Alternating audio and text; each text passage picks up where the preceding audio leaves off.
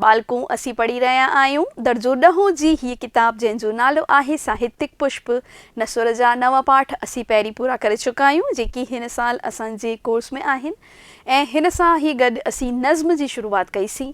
हिन खां पहिरीं वारो वीडियो अगर तव्हां न ॾिठो आहे त ज़रूर वञी करे ॾिसंदा छाकाणि त असी पढ़ियो हुईसीं नज़्म 6 आइट जो आवाज़। आइट यानी चरखो, चरखे जी आवाज़ यानी आज़ादी जी आवाज़, स्वावलंबन जी आवाज़ जे बारे में असांखे हिन जे बारे में ॿुधायो वियो आहे। हीअ कविता लिखियल आहे पद्मश्री दादा हूंदराज दुखायल द्वारा।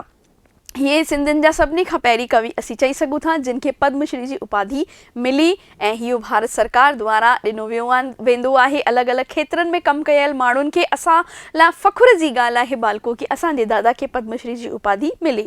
असां तव्हांखे दादा जी फ़ोटो बि ॾेखारी हुईसीं बालको, जंहिंमें दादा अछो खादीअ जो कुर्तो पजामो पाईंदा हुआ ऐं गॾोगॾु गांधी टोपी बि लॻाईंदा हुआ। गांधी जी टोपी लगाए न केवल हू गांधी जी सहारा कंदा हुआ पर हुननि क़ौमी कविताऊं बि लिखियूं आहिनि। असीं दादा खे क़ौमी कवि चई सघूं था। हुननि आज़ादी जे आंदोलन में भेरो वरितो ऐं गांधी जी द्वारा हलायल अहिंसा सत्य जे मार्ग ते हलण जी सिख्या असांखे ॾिनी आहे, स्वावलंबन जी सिख्या असांखे ॾिनी आहे।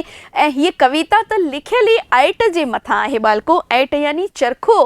त दादा जेको आहे सिख्या ॾिए थो असांखे हिन कविता जे माध्यम सां कि जीअं गांधी असांखे पंहिंजे पेरनि ते बीह करे पंहिंजो ख़र्चो ख़ुदि खणण जी सिख्या ॾिनी, असांखे अॼु बि गांधी जी जे जेके इहे सिद्धांत आहिनि हुननि ते हलणु घुरिजे कि न केवल असीं कंहिंजे लाइ बुरो करणु न खपे भले सोचण बि गुनाह आहे कि असांखे कंहिंजे बारे में बुरो सोचण बि न घुरिजे। इहे ई उहे सिख्याऊं हुयूं जेके गांधी असांखे ॾेई वियो ऐं उहे अॼु बि चरितार्थ थियूं थियनि। इहो हिन जेको नज़्म आहे तव्हांजी ॿी नज़्म, हिन जो ॿियो भाङो आहे बालको। त असांखे हिकु दफ़ो रिवाइज़ करे वठूं जल्दी सां कि पहिरीं वारो जेको पाठ हो जंहिंमें असीं नज़्म पढ़ीसीं तंहिंमें असीं छा पढ़ियोसीं बालको। असीं नज़्म में 4 पॉइंट ॾिनल हुआ। पहिरें पॉइंट में असांखे चरखे जी महिमा ॿुधाई वई कि भारत जो जेको सामान आहे, कच्चो माल आहे, उहो भारत में ई ठही करे तयारु थिए, उन सां पक्को माल कपिड़ो तंहिं करे गांधी असांखे चरखो हलाइण जी सिख्या ॾिनी, कर्म करण जी सिख्या ॾिनी ताकि कर्म करे असीं पंहिंजो गुज़ारो भत्तो करे सघूं। ॿियो पॉइंट में असांखे अहिंसा जे मार्ग ते हलण जी सिख्या ॾिनी वई ऐं अहिंसा यानी इहो न आहे कि कंहिंखे मारणु कुटणु बल्कि अहिड़ो कमु बि न कजे, न अहिड़ो ॻाल्हाइजे, न अहिड़ो सोचिजे कि असांजी वजह सां कंहिंखे दुख थिए। गांधी जी जो जॾहिं मौत थियो त हुनजी जेका मौत जी आवाज़ हुई सॼी दुनिया में गूंजजी वई कि अहिड़ो इंसान जी असांजे भारत में अञा ॿी ज़रूरत हुई छाकाणि त असांखे सिख्या ॾेई सघे कि आज़ादु भारत में असीं हिन आज़ादीअ खे कीअं क़ाइमु रखी सघूं ऐं हुन जो आवाज़ जेको आहे न केवल दुनिया ॿुधो पर सभिनी भारतवासियुनि खे बि सिख्या मिली रही आहे कि असांखे सत्य अहिंसा जे मार्ग ते हली करे स्वावलंबन जी सिख्या हिन कविता मां मिली रही आहे। ऐं इन जा हाणे अॼु असीं कंदासीं बालको सुवाल ऐं जवाब। अचो त शुरू कयूं। दर्सी किताब जे पुठियां ॾिनल जेके अभ्यास प्रश्न आहिनि असांजा उहे। दादा जो जन्म थियो 1910 में ऐं शांत था 2003 में। हेठियनि सुवालनि जा जवाब ॾियो। हाणे हिन में बि ॾिसो शब्द सीमा बालको कान्हे ॾिनल त असांखे जेको आहे इम्तिहाननि जे हिसाब सां असीं तयारी करे रहिया आहियूं त पहिरीं जेको आहे शब्द सीमा 50-100 जेतिरनि में बि पूरो जवाबु असांजो अचे थो उहो असीं हिन में लिखंदासीं। अहिंसा जो मतिलबु छा आहे? अहिंसा जो मतिलबु ॿुधायो छा आहे? मां बार बार पई रिपीट कयां बालको। बिल्कुलु सही। तव्हां पाण सां गॾु तव्हांजो दर्सी किताब, तव्हांजी कॉपी ऐं पेन खणी करे वेंदा ऐं इहे जेके सुवाल आहिनि इन्हनि जा सुवालनि खे ऐं गॾोगॾु हिननि जा जवाब कॉपीअ में लिखंदा वञो।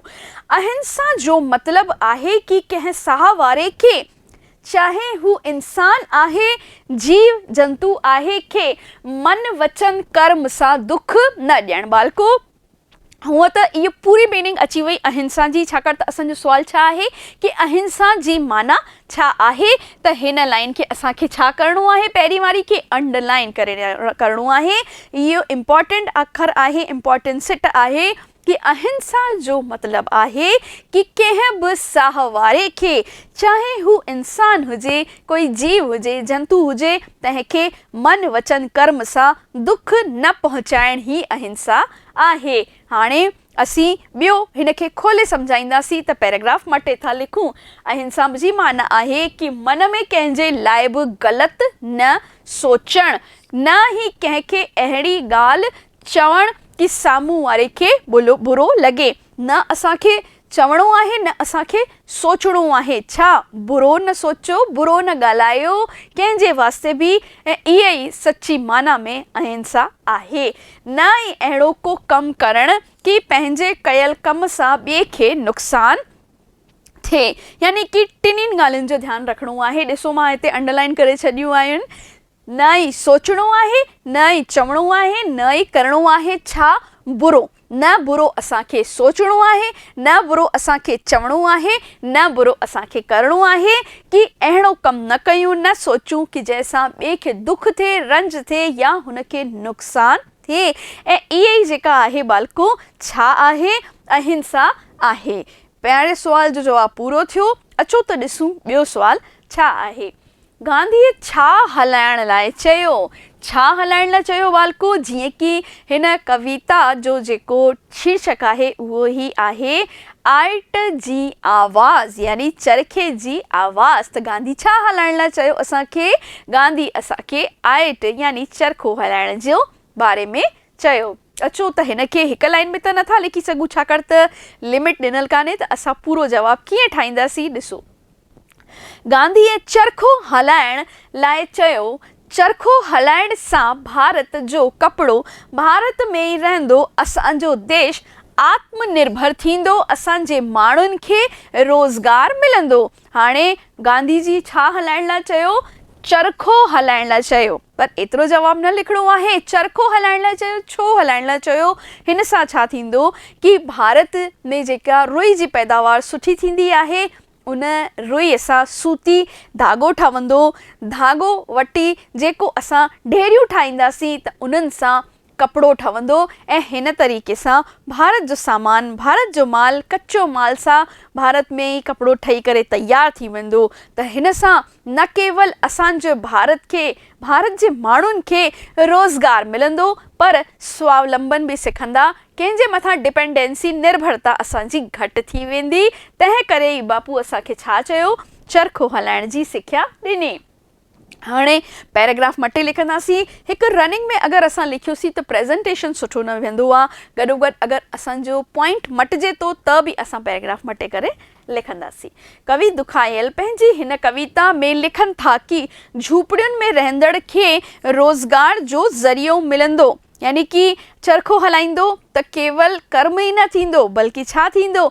झूपड़ियुनि में जेके ग़रीब रही रहिया आहिनि हुननि खे रोज़गार बि मिलंदो। हर कंहिं गांधी जी इहा ॻाल्हि मञी ऐं भारत जे घर घर में चरखो हलणु लॻो। छा थियणु लॻो बालको? गांधी जी हीअ ॻाल्हि हर कंहिं मञी कि चरखो हलायो। चरखो हलाइण सां न केवल तव्हांखे रोज़गार मिलंदो, पर असांजी जेकी आहे आर्थिक स्थिति ठीकु थींदी। न केवल तव्हांजी आर्थिक स्थिति ठीकु थींदी, पर पूरो भारत आत्मनिर्भर थी वेंदो। तव्हां ख़ुदि बि रोज़गार वठो ऐं ॿियनि खे बि रोज़गार ॾियो। हिन सां ॿिए सुवाल जो जवाबु पूरो थियो कि गांधी असांखे चरखो हलाइण जी सिख्या ॾिनी। टियों सुवाल ॾिनल आहे बालको कि हेठियुनि सिटुनि जी माना ॾियो। इहो उहो ई आहे बालको जीअं असांजे सुवाल ईंदो आहे कि हवाला खोले सम्झायो। त ॾिसूं असांजे दर्सी किताब जे पुठियां कहिड़ा कहिड़ा हवाला ॾिनल आहिनि। तुंहिंजो हरिजन आवाज़ मूं त मंदरनि में ॿुधो। हाणे इहा पॉइंट असीं सुठी तरह सम्झी हुईसीं, व्याख्या कई हुईसीं हिन जी कि गांधी जी कहिड़ो नारो ॾिनो हो। गांधी जी असांखे हरिजन जो नारो ॾिनो हो। जेके बि घटि जात वारा हुआ तिन खे सामाजिक जेके तबिके वारा ॿिया हूंदा हुआ, ऊच जाति वारा हूंदा हुआ, समानता जो दर्जो न ॾींदा हुआ, पाण खां घटि निम्न सम्झंदा हुआ ऐं हुननि जी आर्थिक स्थिति तंहिं करे ख़राब में ख़राब बद सां बदतर थींदी पई वई। तॾहिं गांधी जी हिननि खे कहिड़ो नालो ॾिनो? गांधी जी हिननि खे हरिजन जो नालो ॾिनो। अचो त हिकु सवली सुठी सुपक भाषा खणी करे कीअं सुवाल जो जवाबु लिखिबो, कीअं हवालो लिखिबो, उहो ॾिसूं। ही सुंदर सिटूं असांजे दरसी किताब दर्जो 10 जी नज़्म 6 आइट जो आवाज़ मां वरतल आहे। ही बैत कवि श्री हूंदराज दुखायल द्वारा लिखियल आहे। हाणे हिन में तव्हां चाहियो त दुखायल साहिब जे बारे में लिखी सघो था कि ही बैत पद्मश्री जी उपाधि पातल ऐं क़ौमी कवि दादा श्री हूंदराज दुखायल द्वारा लिखियल आहे। ये हिक ॿ लाइन अगर तव्हां कवि जे बारे में लिखंदा बालको त तव्हांजो सवाल जेको आहे उन जो जवाब ॾाढो सुठो बणिजी वेंदो ऐं हुनखे अंडरलाइन करण न विसरजो, ज़रूर करे अचो, छाकाणि असीं महिनत कयूं था त लॻे थो न कि भई एग्ज़ामिनर जे साम्हूं असांजी महिनत अचे। ॾिसूं त हाणे हिनखे कीअं खोले असीं लिखंदासीं। ॿियो पैराग्राफ शुरू कयूं था। हिननि सिठुनि में दुखायल महात्मा गांधी जी सारा कंदे लिखनि था कि महात्मा गांधी हर जात वारे खे स्वाभिमान सां सिखणु सेखारियो। छा सेखारियो असांखे? कि स्वाभिमान सां असां जियूं, यानी कि पंहिंजो अभिमान पाण वटि रखूं। हुन नीची जाति वारनि खे हरिजन जो नालो ॾिनो ऐं हुननि खे बि आम माण्हुनि वांगुरु मंदरनि में वञण जी कोशिश कई। मां ॿुधायो हो बालको जंहिं वक़्तु असीं पोयम सम्झी रहिया हुआसीं कि हुननि छा कयो, हुननि कयो कि भई जेके ग़रीब माण्हू आहिनि, नीच जात वारा आहिनि या घटि जात वारा आहिनि, हुननि लाइ हुननि प्रयास कयो कि हूअ बि जेके आहिनि मंदरनि में वञी सघनि, उन्हनि खूहनि तां पाणी भरे सघनि जितां आम माण्हू भरंदा आहिनि। कवि दुखायल लिखनि था कि तो दलित खे प्रभुअ जा प्यारा हरिजन चयो ऐं सभिनी सां गॾु हलण जी सिख्या ॾिनी। हाणे ॿियो असांखे माना यानी कि हवालो ॾिनल आहे। तुंहिंजे आइट जो आवाज़ मां त झूपड़ियुनि में ॿुधो, हर को काईंदो थे वतियो, डेरा ठाहींदो थे वतियो। इहे शुरूआती लाइनूं आहिनि, इम्पॉर्टेंट आहिनि। ॾिसो त हिन जो जवाबु असीं कीअं लिखंदासीं। सभिनी खां पहिरीं त असांखे कवि परिचय बि लिखणो आहे। गॾोगॾु हीअ सुंदर सिटूं असांजे दरसी किताब साहित्यिक पुष्प दर्जो 10 जी नज़्म 6 आइट जो आवाज़ मां वरतल आहिनि। इहे लाइनूं ज़रूर लिखी अचणियूं आहिनि। हिननि सिटुनि में कवि दुखायल महात्मा गांधीअ जे आज़ादी आंदोलन जे दौरान कयल कम खे ॿुधाईंदे लिखनि था कि तो चरखो हलाए करे पंहिंजे पेरनि ते बीहण सेखारियो। यानी हिन में कहिड़ी महिमा हिन लाइन में ॿुधाई वई आहे? आइट जी। त असांखे तो छा सेखारियो? असांखे तो चरखो हलाए करे स्वाभिमानी स्वावलंबन जी सिख्या ॾिनी। तो मां तुंहिंजे आइट जो आवाज़ झूपड़ियुनि मां ॿुधो आहे।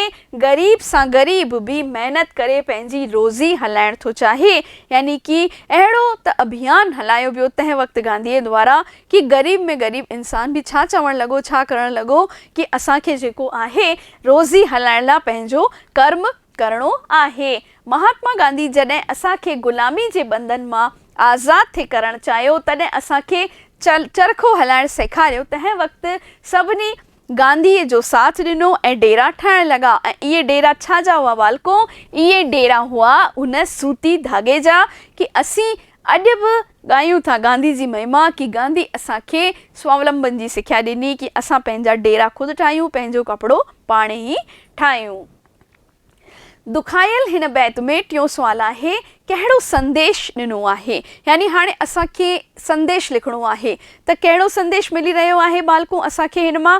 असांखे मिली रहियो आहे संदेश स्वावलंबन जो, पंहिंजे पेरनि ते बीहण जो, सत्य अहिंसा जे मार्ग ते हलण जो। अचो त सवली भाषा में असीं हिन जो जवाबु पंहिंजी भाषा में हिन जो जवाबु कीअं ठाहींदासीं? अचो त हिते पढ़ूं। दुखायल खे सिंधी क़ौमी कवि मञियो वियो आहे। छो लिखी आहे मां ये लाइन बालको? छाकाणि त हिते क्वेश्चन में ही असांखे दुखायल साहिब जो ज़िक्र कयो वियो आहे। तंहिं करे हिकु कविता, हिकु लाइन में तव्हां दुखायल साहिब जे बारे में लिखो, पोइ हिन खां पोइ बैत जो जवाबु बैत जे बारे में लिखंदासीं। तंहिं करे जेको आहे पैराग्राफ मटणो ज़रूरु आहे असांखे। दुखायल हिन बैत में देशभक्ति जो संदेश ॾिनो आहे। कहिड़ो संदेश ॾिनो आहे बालको? देशभक्तिअ जो कि महात्मा गांधी भारत जी आज़ादी आंदोलन जी अॻवानी कई। अॻवानी थींदी आहे बालको अॻियां वधण, लीडरशिप खणण। यानी कि असांजो नेता केरु बणिजा? महात्मा गांधी बणिजा। ऐं कर्म खे पूॼा मञण जी सिख्या असांखे ॾिनी। कंहिं ॾिनी? बापू ॾिनी। त उहा ई सिख्या असांखे मिले थी कि संदेश छा मिली रहियो आहे हिन बैत मां असांखे? कि असांखे कर्म करणो आहे, फल जी चिंता न करणी आहे, असांखे कर्म करण ऐं पंहिंजे पेरनि ते बीहण जो संदेश थो मिले। छाकाणि त बाबू चरखो हलाइण जी सिख्या ॾिनी ऐं चयो कि भई असांखे जेको आहे चरखो हलाए करे ख़ुदि जो जेको आहे ख़र्चो ख़ुदि करिणो आहे, कंहिंजे बि मथां आधारित न रहणो आहे। गांधी जाति धर्म जे ॿंधन खां मथे हो ऐं असांखे बि इहा ई सिख्या ॾिनई। तंहिं करे हुन नंढी जात वारनि खे छा नालो ॾिनो? हरिजन जो नालो ॾिनो, जंहिंजो नालो आहे प्रभुअ जा प्यारा दुखायल। हिन बैत जे माध्यम सां असांखे क़ौमी एकता जो संदेश ॾिनो आहे। छो क़ौमी एकता जो संदेश ॾिनो आहे? देशभक्ति जो जज़्बो जगायो आहे कि असां सभु हिकु ई आहियूं, असां सभु माण्हू अलॻि अलॻि धार न आहियूं। अचूं त चौथों ऐं आख़िरी सुवाल कहिड़ो आहे बालको? हिन में जेके सुवाल पुठियां ॾिनल आहिनि उहे तव्हां ज़रूरु कंदा। सभु सुवाल इम्पॉर्टेंट आहिनि, महत्वपूर्ण आहिनि ऐं सार त अची सघे थो कंहिं बि कविता जो। हिन जो सार असांखे लिखिणो आहे। सार यानी सारांश, यानी जेके इहे 4 तव्हांखे पॉइंट ॾिनल आहिनि न बालको, इन्हनि 4 पॉइंटनि खे मिलाए करे हिकिड़ो जवाबु असांखे लिखी अचिणो आहे ऐं उहो जवाबु क़ौमी कवि श्री हूंदराज दुखायल पारां। पहिरीं असांखे छा लिखणी आहे? कवि जो नालो ज़रूरु लिखणो आहे ऐं कविता जो नालो बि लिखणो आहे। हूअं त एग्ज़ाम में क्वेश्चन ई ठही ईंदो तव्हांजो कि आइट जो आवाज़ कविता जो सार लिखो, पर असांखे हिन जो बैत जो कवि जो बि नालो लिखी अचिणो आहे। जीअं हिते मां लिखी रहियो आहे कि हूंदराज दुखायल द्वारा हीअ कविता लिखियल आहे। महात्मा गांधी जे आज़ादी आंदोलन जो बयानु कयो आहे। हिन जे बैत जे नाले में आइट यानी चरखे खे चयो वियो आहे कि महात्मा गांधी जॾहिं आज़ादी जी लड़ाई लड़ी रहियो हो तॾहिं हुन ग़रीब जनता खे आइट हलाइण ऐं ख़ुदि खादी कपिड़ो ठाहिण जी सिख्या ॾिनी। त असांखे हर इहो ई बि ॿुधायो वञे बालको हिन सिटुनि में, हिन बैत में, कि ख़ुदि तव्हां खादी जो कपिड़ो असांजे भारत में ई मुमकिन आहे ठाहिण, त तव्हां उहो ठाहियो। हर को कपा सां धागो ठाहिण लॻो ऐं हिन खां पंहिंजो कच्चो माल भारत सां विदेश में न वेंदो हो ऐं महांगे मूल्य में इन खां पहिरीं अची किथे विकामजंदो हो। यानी सामान असांजो ई आहे, ठाहिण वियो, वरी ठही करे आयो ऐं हिते ऊचे दामनि में विकामजंदो आहे, उहो बंदि थी वियो। गॾोगॾु असांजे जेके भारतीय मज़दूर हुआ, ग़रीब हुआ, रोटीअ लाइ मोहताज हुआ, उन्हनि खे रोज़गार बि मिली वियो। महात्मा गांधी अहिंसा जे मार्ग ते हली करे भारत खे आज़ादी ॾियारी। इहो बि बालको असां हर पढ़े रहिया आहियूं कि हिकु सत्य अहिंसा जो मार्ग अपनाए करे आज़ादी जो आंदोलन हलायो वियो हो। हू सचे मायना में महात्मा हो। हुन घटि जात वारनि खे हरिजन नालो ॾिनो ऐं मंदरनि जा दर जेके आहिनि सभिनी लाइ खोले छॾिया। छाकाणि त हुन जेको आहे जात पात जे बंधननि खां मथे उथी करे कमु कयो। महात्मा खे जॾहिं गोली लॻी त उहा आवाज़ अहिड़ो हो जेको सभिनी ॿुधो। इंसाननि ई न पर सिज चंड तारनि बि उहो आवाज़ ॿुधियो ऐं अॼु बि गांधी जी सिख्याऊं जेके आहिनि असांखे वठणियूं आहिनि। त बालको इहे हिन पाठ जा सुवाल ऐं हुन जा जवाब पूरा थिया। उमेद आहे कि तव्हांखे वीडियो सम्झ में आयो हूंदो। तव्हां सुठी तरह ॾिसंदा, कॉपीअ में लिखी करे ॾिसंदा। मिलूं था अॻिले वीडियो में। तेसीं ताईं नमस्ते।